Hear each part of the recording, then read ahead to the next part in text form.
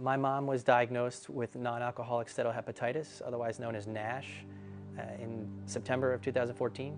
3 weeks after my mom went into the hospital, we found out that we were pregnant with our first child.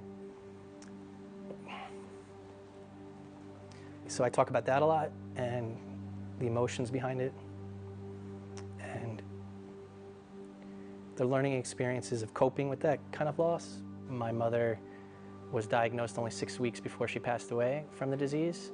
We were celebrating just a few weeks before she was diagnosed down at the beach at the Jersey Shore. Really didn't see any kind of issues with her.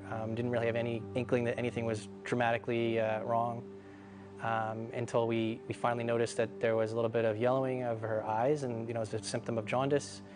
We were all very alerted by that immediately, and she went to go see a specialist, was checked into the hospital for about 4 or 5 days.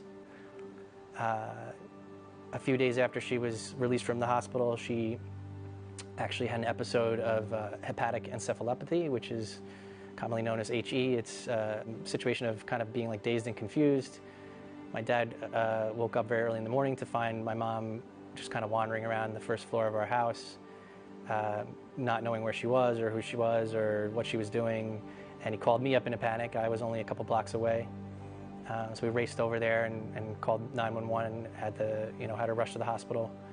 And within 24 hours, the results of that biopsy came back and confirmed it was very late-stage NASH-induced cirrhosis.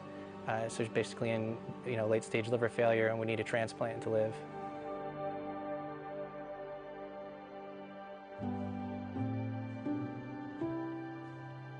When we took her home from the hospital, from NYU, for about 7 days, and she seemed like, that was kind of a period of unwinding for us. We kind of thought, okay, we got a handle on this. We're going to be able to get, to go through this. We're going to get to a transplant. We're going to make all these changes, and it's a really serious problem, but we're tackling it. We can solve it.